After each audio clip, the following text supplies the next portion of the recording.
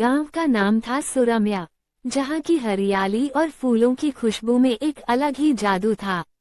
इसी गांव में रहने वाली एक लड़की थी, जिसका नाम था प्रिया। प्रिया बेहद खूबसूरत और मासूम थी।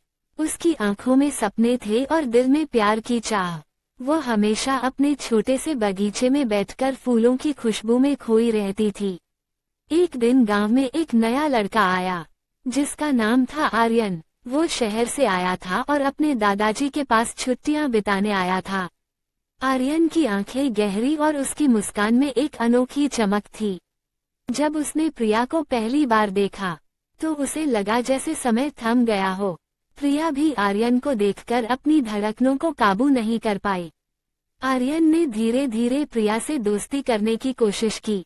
वो रोज सुबह उसके बगीचे के पास आता और उससे बातें करता। दोनों की दोस्ती गहरी होती गई, और एक दिन आर्यन ने प्रिया से कहा, क्या तुम जानती हो, मैं तुम्हें पहली बार देखकर ही तुमसे प्यार कर बैठा था। प्रिया ने शर्माते हुए कहा, मुझे भी तुमसे प्यार है, लेकिन हमें अपने परिवारों को इस बारे में बताना होगा। आर्यन ने कहा, हाँ, हम अपने परिवारों को समझा सकते हैं। प्यार को कभी भी छिपाना नहीं चाहिए। कुछ दिनों बाद उन्होंने अपने परिवारों से अपने प्यार के बारे में बताया। पहले तो परिवार वाले थोड़े चिंतित हुए, लेकिन दोनों के सच्चे प्यार को देखकर उन्होंने स्वीकार कर लिया। समय बीतने लगा, और एक दिन आर्यन ने प्रिया को एक खूबसूरत झील के किनारे बुलाया। वहां उन्होंने एक दूसरे के सामने अपने दिल की बात रखी। आर्यन ने प्रिया से कहा, क्या तुम मेरी जिंदगी का हिस्सा बनोगी? क्या तुम मुझसे शादी करोगी? प्रिया की आंखों में आंसू आ गए। उसने हाँ कहा और दोनों ने एक दूसरे को गले लगा लिया। उस दिन से उनकी जिंदगी एक नए सफर की शुरुआत हुई। गांव के लोगों ने उनकी शादी की तैयारी की। सारे गांव में खुशी का माहौल था।